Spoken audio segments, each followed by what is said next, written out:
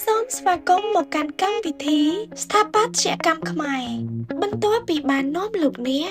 ឲ្យបណ្ដែតអារម្មណ៍ជាមួយសម្រស់និងភាពល្អឯកនៃស្ថាបត្យកម្មរាជាយស្ម័យយានកាលពីសប្តាហ៍មុនរួចមកថ្ងៃនេះយើងក៏មិនទាន់ទៅណាឆ្ងាយពីទីនេះដែរព្រោះទីតាំងនេះប្រមូលផ្ដុំទៅដោយអគារសម័យអាណានិគមដ៏មានតម្លៃជាច្រើនចង់ដឹងថាយើងនឹងទៅទស្សនាអគារណាខ្លះសូមតាមដានទស្សនាទាំងអស់គ្នាជំរាបសួរអ្នកគ្រូ សួរដាលីន អូយឃើញទឹកមុខអ្នកគ្រូថ្ងៃនេះស្រស់ស្រាយចាំគាត់ជាសុខសប្បាយហ្មងនេះ ហើយសុខសប្បាយធម្មតាចាដាលីនសុខសប្បាយ ចាអ្នកគ្រូខ្ញុំសុខសប្បាយដូចគ្នា ញ៉ាំនឹងសុខសប្បាយដូចគ្នាហើយ សំខាន់ថ្ងៃនេះសប្បាយចិត្តដោយសារដឹងតែបានទៅកន្លែងប្លែកទៀតហើយចា បាទដាលីន ចាចា អញ្ចឹងអាទិត្យមុនបានជួនដាលីនមកមើលស្ថានីយ៍រាជយស្ម័យយានដែលនៅខាងមុខយើងនឹងតែម្ដងអញ្ចឹងចង់សួរចំណាប់អារម្មណ៍ដាលីនគិតថាមិនដែរបានបន្ទាប់ពីបានចូលហើយ ចាសម្រាប់ថ្ងៃនោះដែរគឺខ្ញុំសប្បាយចិត្តមែនតើដោយសាររត់នោះបានតែជិះកាត់ពីមុខរាជយស្ម័យយាននេះហេអញ្ចឹងឃើញថាសម្រស់នៅខាងក្រៅនោះស្អាតមែនតើប៉ុន្តែសំណាងមែនតើថ្ងៃមុនហ្នឹងគឺបានអ្នកគ្រូនាំចូលទៅដល់ខាងក្នុងហើយឡើងដល់ជាន់លើទៀតដែលកម្របានឡើងទៅមែនតើចាអញ្ចឹងបានឃើញការរៀបចំលំហការប្រើប្រាស់ផ្សេងៗខ្ញុំសប្បាយចិត្តមែនតើ ចាហើយមួយទៅហៅតែសប្បាយទៀតយើងបានជាទេភ្លើងអត់ទៅមុខ ចឹងតែគ្រូថ្ងៃនេះយើងគួរតែឆ្លៀតទៅជាទេភ្លើងតិចអត់តែសារថ្ងៃនេះក៏មានអាទេភ្លើងដែរគ្រូ និយាយទៅគេមានរហអាទិត្យយើងអាចជិះពេលណាក៏បានដែរប៉ុន្តែថ្ងៃនេះមានក្រុងការជួនដាលីនទៅមើលអគារស្ថាបត្យកម្មផ្សេងៗទៀតនៅក្បែរនេះ ចាថ្ងៃនេះប្រហែលជាម៉ានអគារទៀតដែរណាគ្រូ លាក់ទុកសិន អូអ្នកទុកទៀតហើយអ្នកគ្រូជួយចិត្តអី surprise ឲ្យទាយទុកមើល ទាយមើលថាប្រហែលអាគារណាដែរនៅក្បែរនេះហ៎ អូអត់ទេខ្ញុំចាំឲ្យអ្នកគ្រូជូនទៅហ្មងខ្ញុំចាំ surprise ហ្មង អូខេចឹងកុំឲ្យរងចាំយូរយើងបន្តដំណើរទៅហ្មងមិនដែរដាលីន ឈប់សិនអ្នកគ្រូមុនហ្នឹងខ្ញុំបានណាត់បងប្រុសម្នាក់ដែលគាត់ជាសិល្បករជាអ្នកចម្រៀង original song ដែលគាត់មានកេរ្តិ៍ឈ្មោះល្បីល្បាញមាន fan ច្រើនមែនតើ គេទៀតណោះ ចាអញ្ចឹងថ្ងៃនេះគាត់ក៏មកចូលរួមជាមួយយើងដែរចាអូលោកអ្នកគ្រូគាត់ជួយមកដល់ហ្មង បាទខ្ញុំបាទភីសែនបាទថ្ងៃនេះរីរាយបាទដែលបានមកចូលរួមក្នុងកម្មវិធីសំណង់ស្ថាបត្យកម្មខ្មែរនៃសម័យកាលអាណានិគមបារាំងបាទ ជម្រាបសួរស្មានណាគេបងភីសែនស បងសុខសប្បាយទេបង សុខសប្បាយអូនសុខសប្បាយ ចាហើយជាមួយនឹងវិស័យសិល្បៈតារវល់ដែរតិច រវល់លេតែរវល់ថតហើយលេងតន្ត្រីដែរ ចាចាចង់ថ្ងៃណាចេញបទថ្មីបងព្រោះបទបរោះតុយមួយហ្នឹងខ្ញុំចូលចិត្តដែរ និយាយទៅបត់តុយមួយហ្នឹងបត់ចេញចុងក្រោយគេបងហើយប៉ុន្តែគាត់ថាមានបត់ផ្សេងនេះចេញមកយូរដែរប៉ុន្តែខ្ញុំនៅជឿថាបត់ហ្នឹងបត់ចាស់ហ្នឹងក៏ដូចបត់ថ្មីដែរព្រោះគេនៅស្ដាប់បាទ ចាបងអញ្ចឹងទេនៅក្នុងថ្ងៃនេះខ្ញុំអញ្ជើញមកចូលរួមជាមួយខ្ញុំដើម្បីដើរមើលសំណង់អគារនៅក្នុងសម័យអាណានិគមចាអញ្ចឹង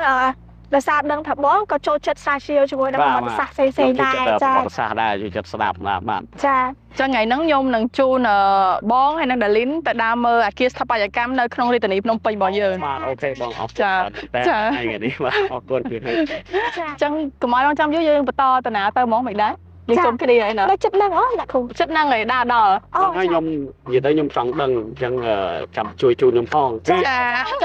សង្ឃឹមថាតាមរយៈអ្នកគ្រូនឹងធ្វើឲ្យបងក៏ដូចជាខ្ញុំកាន់តែស្គាល់ច្បាស់ទៀតពីស្ថាបត្យកម្មសម័យអាណានិគម ចាថ្ងៃពួកអគារទាំងអស់ហ្នឹងភាគច្រើនជិះកាត់ឲ្យផុតដែរបានចូលទេអញ្ចឹងថ្ងៃហ្នឹងយើងទៅមើលទាំងអស់គ្នា ចា ទៅ ចា តាមចឹងទៅហ្មង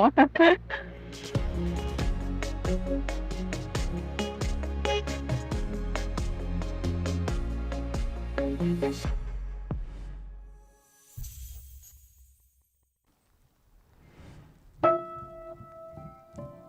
ូពិសេសណាស់លីនឥឡូវយើងបានមកដល់ហើយ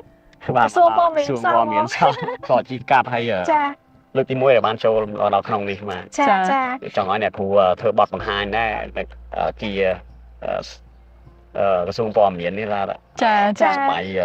តាំងពីសម័យអាណានិគមតាមខ្ញុំឮព័ត៌មានមកថាតាំងពីសម័យអាណានិគម ចា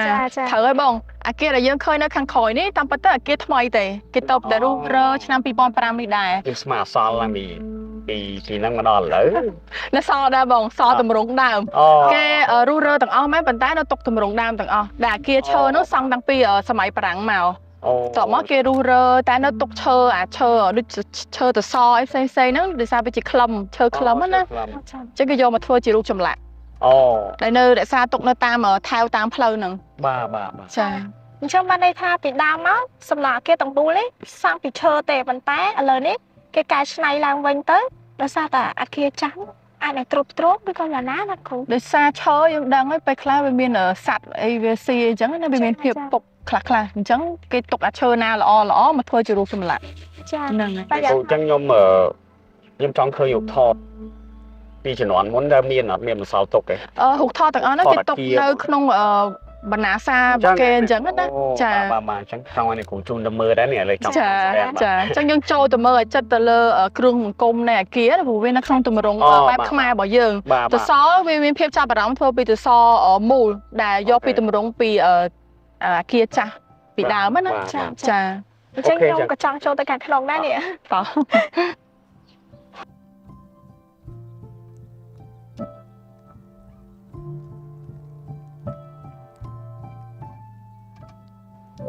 អញ្ចឹងដែលយើងឃើញឥឡូវនេះហោជាងមាន3កណ្ដាលធំហើយឆ្វេងសងខាង យល់ហើយណាខ្ញុំកំពុងឆ្ងល់អីទៅគេហៅហោជាងមួយក្នុងអាសិតិចភាសាហោជាងខ្ញុំមិនសូវដឹងថា ចា ផ្ទះណាមានហោជាងផ្ទះណាអត់ហោជាងមើលមិនបាន នេះចាំមកកន្លែងកណ្ដាលនៃដបូលហ្នឹង មានតែតម្រង់នៃគេធ្វើស្រួចចឹងគេហៅហោជាង ចានៅលើខ្លោងទ្វារហើយគេមានតសនៅសងខាងហ្នឹងបើយើងនិយាយទៅលើប្រាសាទហើយទៅស្រួលយល់ទៀត នៅតាមខ្លោងទ្វារខាងមុខហ្នឹងគឺមានហោជាងមានតសពេជ្រនៅខាងមុខហ្នឹងហ្មង សពេជ្រ នៅខ្លោងទ្វារខាងនៅកន្លែងខាងមុខហ្មង ឆ្ងល់លើសពេជ្រអញ្ចឹងឲ្យសនៅខាងមុខគេហៅសពេជ្រទេមែនអត់ ចាត្រនៅខាងមុខអាគារហ្នឹងហ្មង ខាងមុខជាមួយនឹងហោជាងមកចុះមកអញ្ចេះមែនទេ ចា ឃើញអាហ្នឹងតសពេជ្រ ចាវាមាននៅក្នុង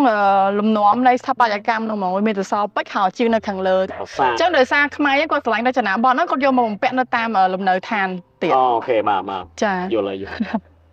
អញ្ចឹងខ្ញុំចង់ជូនបងពិសេសនឹងដាលីនដើរទៅតាមថែវខាងនេះដែរ បាទថែវ នេះជាបដិមាដែរអ្នក ហ្នឹងហើយ ហ្នឹងហើយដែលគេ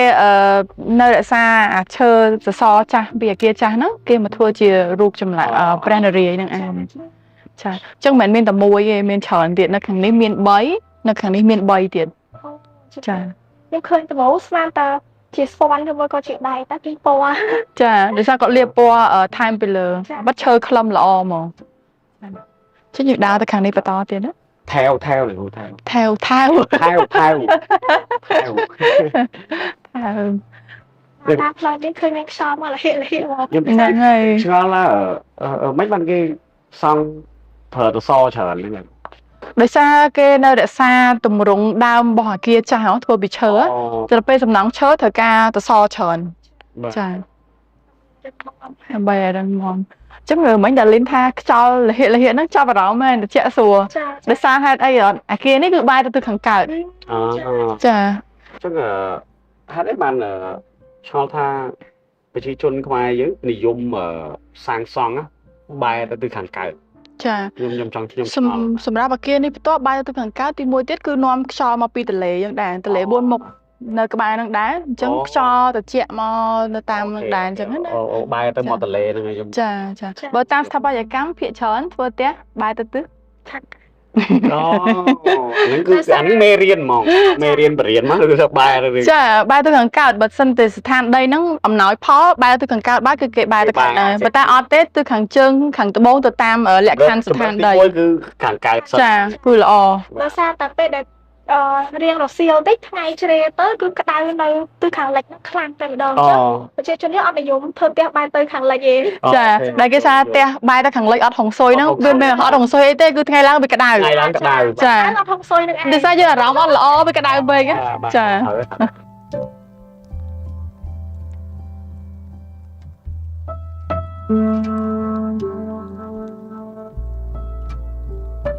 ចាបងអញ្ចឹងមុនហ្នឹងយើងបានដើរមើលអាគារត្រួសហើយជាមួយនឹងអ្នកគ្រូឃើញមកចាប់អារម្មណ៍កន្លែងឆតដែរ ច្រើនមានតសជាពិសេសតសច្រើននេះ ខ្ញុំក៏ចាប់អារម្មណ៍ បាទឃើញថាហេតុអីបានធ្វើតសរស់ច្រើនណាឆ្ងល់ចង់និយាយចឹងណាអញ្ចឹងនេះជាម៉ូដផងហើយជាតម្រនៃបែបបត់ផងយើងមើលទៅ ចា តម្ងន់តម្រនៃតម្ងន់ដំបូលខាងលើហ្នឹង ចាស្ដែងតសនេះខ្ញុំគិតថា សាងសង់តាមគំរូចាស់ហ៎សសរឈើនោះមានច្រើនអញ្ចឹងទៅក៏គេធ្វើសសរថ្មីហ្នឹងច្រើនតាមគំរូចាស់ទៅដើម្បីប្រគិតមួយទៀតគឺ style ខ្មែរពីដើមហ្នឹងគឺប្រទេសពីច្រើនសសរច្រើន ចាដូច style វិហារនៅវត្តណែយើងឃើញដែរយើងឃើញភាគច្រើនមានសសរច្រើនចានេះជាគេហៅថា unique គេ unique របស់យើងដែរចឹងចឹងអ្វីដែលអ្នកគ្រូបញ្យលបងអីមួយឯងដែរហ្នឹងដើរមួយគ្នាហ្នឹងឃើញថាបានច្រើនដែរហើយតែក៏ចង់ដឹងច្រើនជាងនឹងទៀតចង់ដឹងបន្ថែមទៀតហ្នឹងហើយអញ្ចឹងអត់បញ្ហាហ្មងដោយសារលឺថាតិចទៀតអ្នកគ្រូនឹងនាំយើងទៅមកកន្លែងទៀតហើយអញ្ចឹងចង់ដឹងបន្ថែមទៀតតតែចាំអ្នកគ្រូជួបយើងទៅមកកន្លែងទៀតព្រោះនេះស្ថាបត្យកម្មនេះគឺបែបខ្មែរជំនាន់បារាំងដែរតែបែបស្ទាយបែបខ្មែរណាហើយបងចង់ឃើញអាគារបារាំងច្រើនជាងនឹងទៀតចាមានរចនាបថតែបើតែនៅក្នុងសម័យបារាំងមែនប៉ុន្តែមានរចនាបថផ្សេងគ្នាចាអញ្ចឹងចាំមើលថាអ្នកគ្រូគាត់នឹងនាំយើងទៅអាគារណាហើយមានរចនាបថប្លែកពីអាគារនេះបែបមិនទៀតចាពិសេសយ៉ាងណាទៀតឡងណាចាប្រិយមិត្តទាំងអស់គ្នាមុនហ្នឹងបានស្ដាប់ពីចំណាប់អារម្មណ៍របស់បងភីសែនហើយឃើញថាគាត់ពិតជាសប្បាយចិត្តនឹងចាប់អារម្មណ៍ជាមួយនឹងសំណើអាគារមួយនេះមែនតើអញ្ចឹងចង់ដឹងថាអ្នកគ្រូនឹងនាំយើងទៅទីតាំងបន្ទាប់កន្លែងណាទៀតទៅជាមួយនឹងខ្ញុំទាំងអស់គ្នាឥឡូវយើងបានមកដល់ផ្លូវលេខ92ឬរុក្ខវិថីដូនពេញក៏ប៉ុន្តែបើត្រឡប់ទៅកាលពីជិត100ឆ្នាំមុនក្នុងសម័យអាណានិគមបារាំងវិថីនេះមានឈ្មោះថារុក្ខវិថីជូហ្វ្រេដែលលាតសន្ធឹងពីខាងលិចវត្តភ្នំរហូតដល់ព្រះវិហារកាតូលិកណូត្រដាមតែនៅជុំវិញវិថីនេះមានស្ថាបត្យកម្មអ្វីខ្លះដែលបន្សល់ទុកមកដល់សព្វថ្ងៃសូមអញ្ជើញតាមដានជាមួយយើងដូចតទៅហ្នឹងហើយឥឡូវលៀនយើងមកដល់សួននេះហើយសួននេះបើគេហៅសួនស្គមឆ្លៃជាប្រងអញ្ចឹងហើយអញ្ចឹងក៏ចង់សួរទៅអ្នកគ្រូដែរថាតើអាគារណាខ្លះដែលជុំវិញហ្នឹងដែលសល់ឡើងពីជំនាន់បារាំងហើយមកដល់បច្ចុប្បន្នហ្នឹងអញ្ចឹងដូចជាឧទាហរណ៍ដូចឥឡូវមកដល់អាគារជាប្រងតើពីមុនហ្នឹងគេហៅអីគេពីមុនបាទចាបងសួរអស់មកដល់លីនមានសំណួរដែរអត់ទេខ្ញុំក៏ឆ្ងល់ដោយបងចានៅពេលដែលមកឈរសួននេះចង់ដឹងថានៅជុំវិញបរិវេណសួនហ្នឹងតើនៅសេសសល់សំឡងសម័យអាណានិគមណាខ្លះទៀតចាបាទអញ្ចឹងសួននៅកន្លែងនេះដូចជាសួនប្រវត្តិសាស្ត្រមួយចឹងដែលបើទៅខាងចុងយើងឃើញវត្តភ្នំហ្នឹងហើយបងហើយនៅជុំវិញហ្នឹងគឺមានអាគារសល់ពីសម័យអាណាព្យាបាលបារាំងច្រើនហ្នឹងហើយដែលនៅពីក្រោយយើងតែម្ដងកាលមុនគឺជាវិហារកាតូលិកដែលឈ្មោះថា Notre Dame វិហារកាតូលិកអត់ដែលដឹងសោះតាំងឆ្នាំ1955បាទដល់ពេលដល់សម័យប៉ុលពតទៅគឺវាយទៅចោលទៅគឺដីឡើយហ្នឹងទៅទេយូរហើយដល់ឆ្នាំ2016គឺចាប់ផ្ដើមសាងសង់អាគារនេះឡើងអូខេបាទអញ្ចឹងខ្ញុំសង្កេតឃើញថាអាគារនេះខ្ញុំស្មានតែអាគារចាស់តើចាដោយសារតែមានការរចនាស្តៀងទៅនឹងប៉ុស្តិ៍ប្រៃសណីយ៍ចាស់ហ្នឹងហើយដោយសារជាមុខងារមិនដូចប៉ុស្តិ៍ប្រៃសណីយ៍មិនបើសិនអានេះក្រសួងប្រៃសណីយ៍ចាខ្ញុំចង់និយាយដែរណាបងបាទចាតែបើហត់តែច្បាស់ទេខ្ញុំចង់ឲ្យបងមើលជាមួយនឹងរូបថតចាស់ឃើញហត់តែច្បាស់បងដែលនៅកន្លែងនេះមានអាគារកាតូលិករបស់ខ្នងយើងហ្នឹងហើយនៅក្បែរនេះក៏មានអាគារវិហារកាតូលិក Diocese ដែរ Diocese វិហារកាតូលិកហ្នឹងហើយដែលបច្ចុប្បន្នគឺជាសាលារាជធានីភ្នំពេញផ្ទាល់តែម្ដងបាទទៅសង់នៅសម័យបារាំងដែរនិយាយទៅអាគារសាសនាគឺជាប់ដល់សាលារាជធានីភ្នំពេញហ្មងនិយាយទៅចាសង់ឆ្នាំ1925ចន្លោះឆ្នាំ1925ឬ35ថ្ងៃនៅប្រើប្រាស់ដល់រាល់ថ្ងៃហ្នឹងហើយអញ្ចឹងកន្លែងនេះគឺជាសន្តាគារ Hotel Royalនេះចានៅមុខនេះតែម្ដងដើរទៅមុខតិចមើលឃើញច្បាស់ហ្មងចង់បែកខាងមុខនិយាយទៅអូតែលនេះខ្ញុំធ្លាប់មកគេធ្វើកម្មវិធី Red Carpet អីដើរកម្រាលព្រំក្រហមអីធ្លាប់មកហើយគេការងារសិល្បៈធ្លាប់ប្រជុំនៅសិល្បៈតហ្នឹងប៉ុន្តែអត់ដឹងថាអាគារហ្នឹងតមកដល់បច្ចុប្បន្ននេះកាលពីមុនអូតែលហើយឥឡូវនេះអូតែលដដែលចានៅឈ្មោះដដែលទេប៉ុន្តែគ្រាន់តែគេដូរដាក់ Hotel Royal Raffles វិញដូរទៅពីមុនឈ្មោះអីគេណាគ្រូពីមុនឈ្មោះនៅខាងមុខនេះតែម្ដង Hotel Royal ដដែលចាពីមុនក៏មិនឥឡូវក៏អញ្ចឹងនៅដដែលគ្រាន់តែឥឡូវគេដូរ Raffles វិញ Raffles តែ Raffles ដាក់មុខ Raffles Hotel Royal អញ្ចឹងអាគារនេះផងដែរគឺសង់យូរហើយក្នុងសម័យបារាំងដែរឆ្នាំ1929អូបាទអញនិយាយថាក្នុងចំណោមអូតែនៅរាជធានីភ្នំពេញរបស់យើងអូតែនេះវានៅប្រើប្រាស់ជាមុខងារដដែលជាសន្តាគារដដែលបាទ គាត់ថាផ្លាស់ប្ដូរឈ្មោះដើមមកឈ្មោះថ្មីជា RAV4 វិញ ចា ហ្នឹងហើយ ប៉ុន្តែក៏រក្សានៅឈ្មោះដើមមិនតិចដែរចា ហ្នឹងហើយ គាត់ទៅថែមពីលើតិចទៀតទេដល់ ចា ចា បាទ ហើយចឹងពីដើមឡើយគឺអត់មានស្លាប់សងខាងទេគេធ្វើបន្ថែមក្រោយទេ បាទ ហើយសម្រាប់ពណ៌វិញពីមុនគឺពណ៌លឿងស្ដើងដល់ហើយទៅគេដូរទៅពណ៌សវិញដោយសារគេ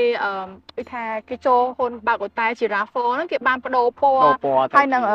គេថាការដែលគាត់ខាងក្នុងហ្នឹងពូភ្លើងអីហ្នឹងគឺដូចទៅនឹង RAV4 នៅសិង្ហបុរីដែរ អូចាចា ចឹងពីច្រើនអាគារបារាំងជំនាន់មុនអីគេលឿងស្រាលហើយនិយាយលឿងស្រាលដូចអាគារស៊ីសវ៉ាតហ្នឹងសាថ្មីអីហ្នឹងគឺ style ហើយបងកន្លែងហ្នឹងគឺជាចំណុចដែលខ្ញុំចង់ប្រាប់ដែរ style របស់វាហ្នឹងរចនាប័ទ្មនៅក្នុងរចនាប័ទ្ម Induction color Induction ហ្នឹងហើយ ចា ចឹងចង់សួរតាលីនចាប់អារម្មណ៍លើផ្នែកអីខ្លះផ្នែកស្ថាបត្យកម្ម ចាបងចំពោះសន្តាគារនេះគឺខ្ញុំជិះកាត់គឺមានអារម្មណ៍ថាស្រឡាញ់យូរហើយបងស្រឡាញ់មែនតើមានអារម្មណ៍ថារចនាប័ទ្មស្អាតប្លែកមែនតើចាហើយខ្ញុំចាប់អារម្មណ៍គឺតបូលគេចេះប្រើប្រាស់តបូលបែបមានពីរកលៈទេណាបងចាអសងខាងនេះទៀបទៅអាខាងលើនោះខ្ពស់ទៅធ្វើឲ្យវាមានភាពលេចធ្លោនៅអាខាងកាយខាងកណ្ដាលហ្នឹងចាហើយអមជាមួយនឹងសួននៅខាងមុខស្រស់ស្អាតមែនតើលីងជាមួយនឹងធម្មជាតិមិនតែប៉ុណ្ណោះប្អួយហ្នឹងគេមានបំពាក់នៅតបូលណាក្របពីលើប្អួយហ្នឹងទៀតកុំឲ្យភ្លៀងមកសាកចូលទៀតលុយមែនតើសំខាន់ប្អួយហ្នឹងមើលទៅបែបខ្មែរទៀតបងចាមានប្រក់ក្បឿង ចាយើងការលេងយើងនឹងឯង និយាយទៅដបូលបែបខ្មែរដបូលស្រួយៗ ចាចឹងប្អួយហ្នឹងក៏ល្អដែរកាដំបូងគឺប្អួយស្លាប់ព្រិលទេបន្ទាប់មកគេដូរទៅជាសខាគារផ្កាយ5គេថែមកញ្ចក់ប៉ុន្តែកញ្ចក់នៅក្នុងបន្ទាប់ទី2ចឹងគេអាចព្រមសិនជៈក៏បានខ្យល់ចេញចូលបែបធម្មជាតិក៏បានដែរហើយដបូលដែលលីនលើកឡើងមិញហ្នឹងដែលមានតំណែងហ្នឹងគឺគេយកគំនិតចេញពីប្រាសាទអង្គរវត្តខ្មែរយើងហ្នឹងឯងអូនៅកណ្ដាលហើយសងខាងចា អញ្ចឹងហ្នឹងហើយខ្ញុំចង់ទៅមើលអាគារមួយទៀតចាប់អារម្មណ៍ជាងគេគឺលីសេកាលមុន ចា ដែលបច្ចុប្បន្ននេះបាទបច្ចុប្បន្ននេះសាកលវិទ្យាល័យជាគ្រប់គ្រងចឹងចង់ដឹងពីប្រវត្តិនៃអាគារហ្នឹងចឹងអ្នកគ្រូជួយនាំទៅមើលតិច បងធ្លាប់ដឹងដែរនៅសាលាលីសេដេកាត លីសេដេកាតអត់ដែរលឺខ្ញុំ វិទ្យាល័យសាលាបារាំង កម្ម ចឹងរាល់ថ្ងៃហ្នឹងគឺជាសាកលវិទ្យាល័យជាតិគ្រប់គ្រងហើយមួយថ្ងៃគឺជាសាលារ៉ឺណេលីសេដេកាតហ្នឹងឯង មកដល់ឥឡូវហ្នឹងបាទមកដល់ឥឡូវរ៉ាន់សាលាហ្នឹងនៅរ៉ាន់ ហ្នឹងហើយនៅដំណើរការធម្មតាប៉ុន្តែថ្ងៃនេះយើងអាចចូលមើលអាផ្នែកធំនៃសាលាវិទ្យាល័យហ្នឹងណាដែលនៅសល់ដល់រាល់ថ្ងៃហ្នឹងគឺជាសាកលវិទ្យាល័យជាតិគ្រប់គ្រង អូបងអញ្ចឹងបានន័យថាបច្ចុប្បន្ននេះមកផ្នែកធំខាងនេះគឺបម្រើការជាសាកលវិទ្យាល័យជាតិគ្រប់គ្រងហើយចំណែកបែកខាងនោះគឺនៅតែរក្សាលីសេដេកាត លីសេដេកាត ដើរមកដល់ឥឡូវសាលាបារាំងឃើញថាឃើញក្មេងៗរៀនច្រើន ចាថ្នាក់វិទ្យាល័យសម្រាប់សិស្សថ្នាក់អន្តរជាតិណា អូចា ចា អញ្ចឹងយើងឆ្លងទៅខាងនោះដើម្បីទៅមើលទស្សនវិជ្ជាក្នុងសាលាជាតិគ្រប់គ្រងហ្មង ហ្នឹងហើយតោះយើងទៅហ្មង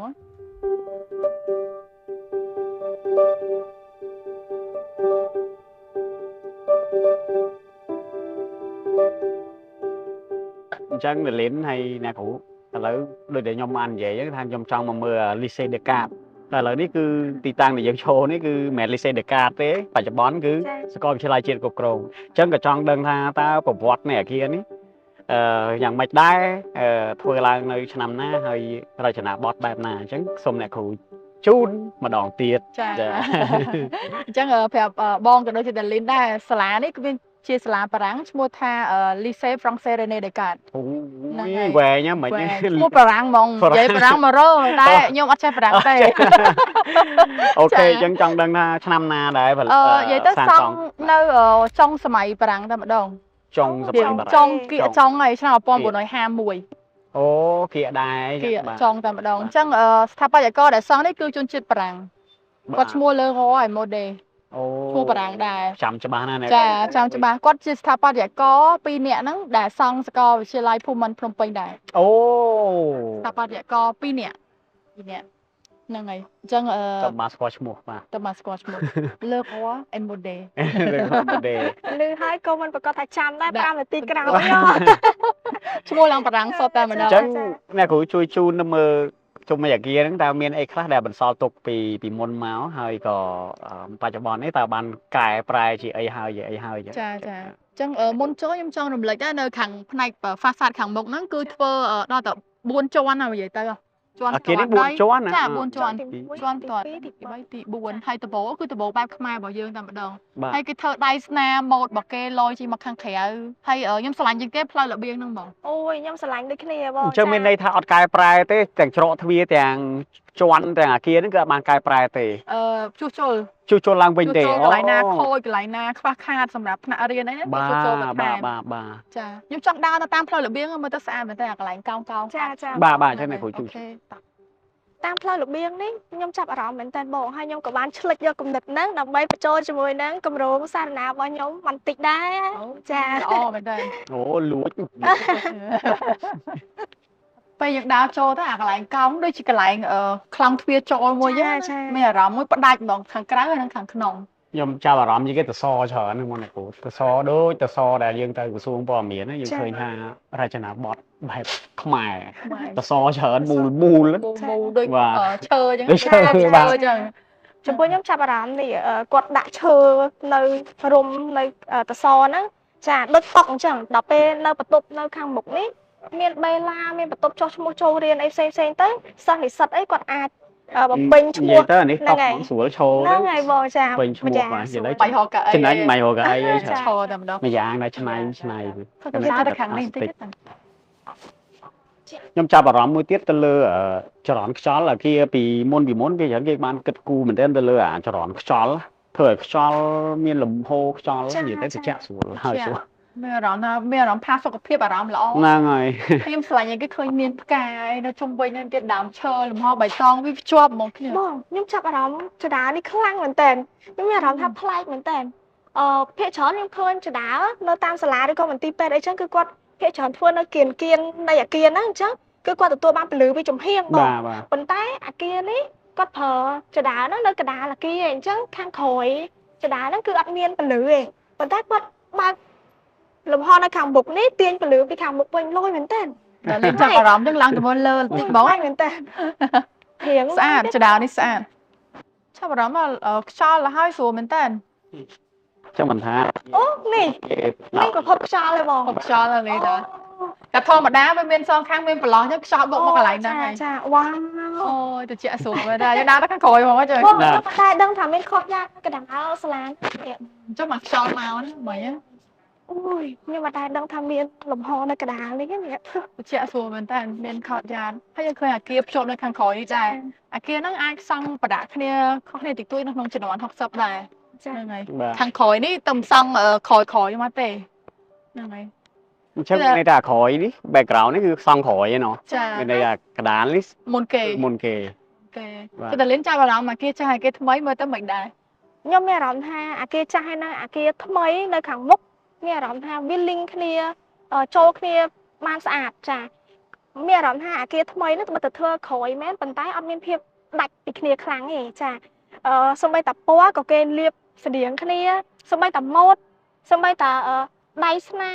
ការប្រើប្រាស់ម៉ាតេរីផ្សេងៗគឺប្រហាក់ប្រហែលគ្នាមែនតើ ទឹកដៃអាទិតិចយើងក្រោយក៏មិនអន់ដែរអញ្ចឹងបាទធ្វើមិនឲ្យលីងគ្នាហ្នឹងហើយចង់និយាយចឹង ចុះយើងមើលអត់ដឹងហើយពេលខ្លះគាត់ថាវាចាស់ទាំងអស់ហ្មង ចា ហើយអ្នកគ្រូខ្ញុំចាប់អារម្មណ៍មួយទៀតគឺកៅអីអង្គុយតែម្ដងអញ្ចឹងយើង យើងចាប់អារម្មណ៍ចង់អង្គុយ អូជើងយូរហើយគឺយើងអង្គុយទៅយើង អូនេះ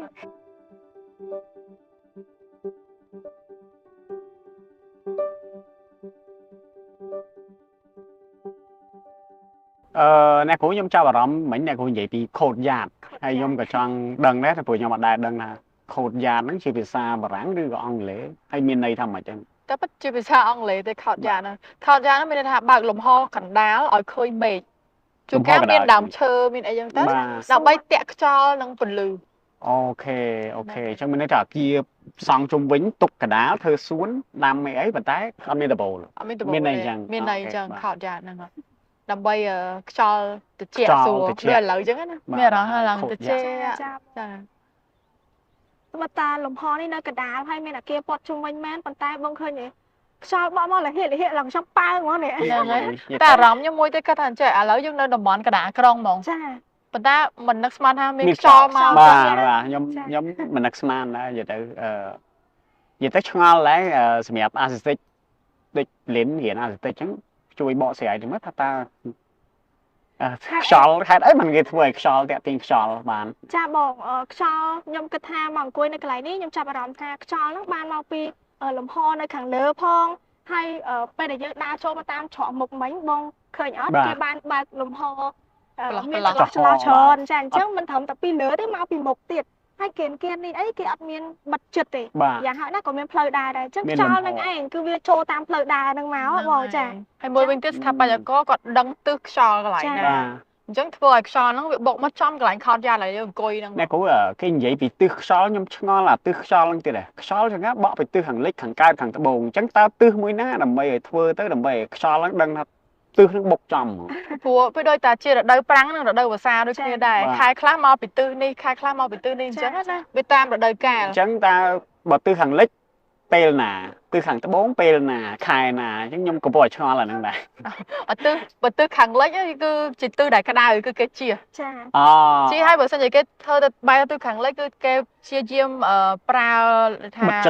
បិទកន្លែងណាបាំងថក់គូតក៏គូតបាំងយកហ្មងឧទាហរណ៍ដូចកន្លែងនេះអញ្ចឹងមានផ្លូវរបៀងដើរហ្នឹងគឺជាកន្លែងកាត់កម្ដៅហើយចាបាទហើយពេលច្រើនគេចង់ឲ្យបែរទៅកើតឬបែរទៅត្បូងអីចឹងណាអញ្ចឹងមានខ្យល់ពេលច្រើនមកពីខាងត្បូងខាងកើតដល់ពេលខែឬខែកដឹកណាខែធ្លាក់ខ្យល់បាទខែខ្យល់ហ្នឹងគឺខ្យល់ពីត្បូងមកត្បូងទៅជើងត្បូងទៅជើងអញ្ចឹងទៅវាជាក់ស្រួលហ្នឹងហើយហើយផ្ទះឲ្យបែរទៅខាងកើតគឺជាផ្ទះដែលទិសល្អបំផុតឬបើសភៅមើលអាសតិចខ្យល់មកពីទិសខាងណាភាគច្រើនអញ្ចឹងទៅបានយើងសង់ផ្ទះទៅឲ្យវាត្រូវអញ្ចឹងណាបងសុំកាត់បងបន្តិចតែខ្យល់មកពីគ្រប់ទិសហ្នឹងមែនទេបងចាអញ្ចឹងមិនថាប៉ុន្តែគ្រាន់តែថាខុសខែហ្នឹងហើយវាមានខែហើយនឹងម៉ោងវាទៀតចាដូចថានៅពេលព្រឹកអញ្ចឹងទៅពន្លឺវាជះមកពីទិសខាងកើតអីចឹងទៅវាអត់សូវក្តៅទេប៉ុន្តែនៅពេលដែលចាប់ផ្ដើមរៀងរសៀលឬមួយក៏ថ្ងៃត្រង់ទៅថ្ងៃនេះចាប់ផ្ដើមដើរហើយអញ្ចឹងអាកម្ដៅថ្ងៃហ្នឹងវាចាំងពីទិសខាងលិចមកអញ្ចឹងអាគារបែរទៅទិសខាងលិចគឺប្រកាសជាក្តៅហើយចាមួយវិញទៀតថ្ងៃលិចអត់នៅកន្លែងតែមួយទេ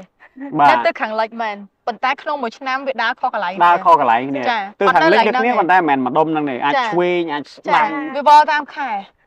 អញ្ចឹងបានធ្វើឲ្យអង្គរវត្តរបស់យើងថ្ងៃលិចចំកដាលហ្នឹងដោយសារតែដល់ថ្ងៃហ្នឹងគឺវាចំកដាលថ្ងៃហ្នឹងគឺចំកដាលអញ្ចឹងមានន័យថាផែនដីមិនវិលទេជាចេះអាចវិលរបៀបដែរវាវល់តាមរបត់វល់ជុំវិញខ្លួនឯងវល់ហ្នឹងអូទៅដល់ភូមិវិជាទៀតបងនិយាយទៅខ្សែបញ្ញាករគឺអញ្ចឹងឯងគឺវាតាក់ទងគ្នាត្រូវគិតភូមិសាស្ត្រហ្នឹងហើយអរគុណបងដែរដែលបានណែនាំឲ្យខ្ញុំបានយល់ដឹងនិយាយទៅខ្ញុំនៅភ្នំពេញជាង20ឆ្នាំខ្ញុំមិនដែលដឹងថាអគារទាំងអស់ហ្នឹងជាអគារប្រវត្តិសាស្ត្រជាកន្លែងទីតាំងប្រវត្តិសាស្ត្រនេះក៏លើកទី1ដែរដែលខ្ញុំបានស្គាល់ថាអគារហ្នឹងសល់ឡើងពីជំនាន់បារាំងមកចាអញ្ចឹងអរគុណបងច្រើនមែនតើបានចាអរគុណដល់នាំហើយចាប់អារម្មណ៍ខ្ញុំចាប់អារម្មណ៍មែនតើខ្ញុំក៏ចង់ដឹងលំអិតបន្ថែមទៀតដែរប៉ុន្តែជាមួយខ្ញុំទៅបើកសភៅមើលអញ្ចឹងចា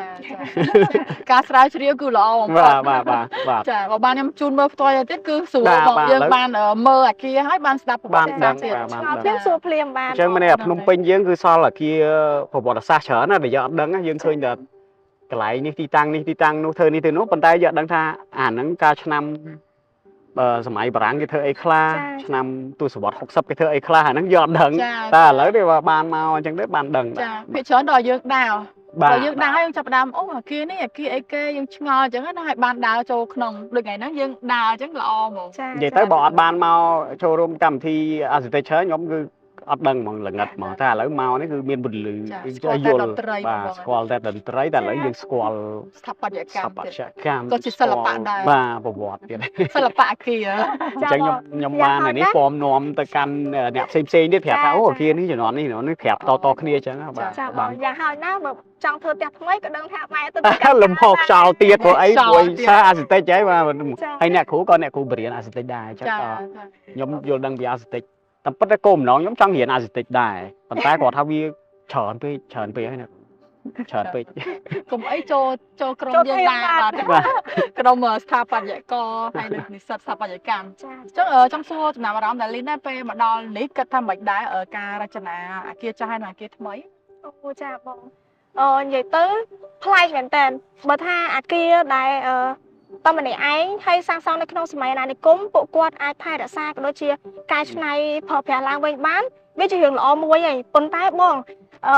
នៅពេលដែលមកឃើញអាគារដែលគេសាងសង់ថ្មីដើម្បីបំពេញតម្រូវការនេះអាគារសងខាងនេះជាអាគារថ្មីឯងបងមានលាយជាមួយនឹងក្បាច់ខ្មែរចាជាពិសេសនេះផ្លូវដើរខាងក្រោមហ្នឹងនៅតែរក្សាកំណើនដូចអាគារចាស់ដដែលពិតជាស្អាតមែនតើ ហើយការចាប់អារម្មណ៍បដលីននេះល្អមែនតើការសារភ្ជាប់រចនាបថចាស់ហើយនឹងថ្មីប៉ុន្តែលាយផ្សំគ្នាច្បាច់ចូលគ្នាតែម្ដងហ្នឹងហើយចឹងថ្ងៃហ្នឹងខ្ញុំមានតែប៉ុណ្្នឹងទេដែលជួបបងហើយនឹងដាលីនដើរ អរគុណច្រើន ចា បងដែល អរគុណ ធ្វើប្រាប់ពីប្រវត្តិសាស្ត្រឲ្យបានយល់ដឹងអញ្ចឹង ចា អរគុណមែនតើ ចាចឹងជួបគ្នាថ្ងៃក្រោយ បាទជួបគ្នាថ្ងៃក្រោយ ចាចា លា អរគុណអ្នកគ្រូរបស់ពិសេសនៅក្នុងសង្គមបានជួបគ្នានៅថ្ងៃក្រោយទៀត ថ្ងៃអរគុណច្រើន ដាលីនយើងនៅជួបគ្នាទៀត អូខេ អូខេចាជម្រាបលា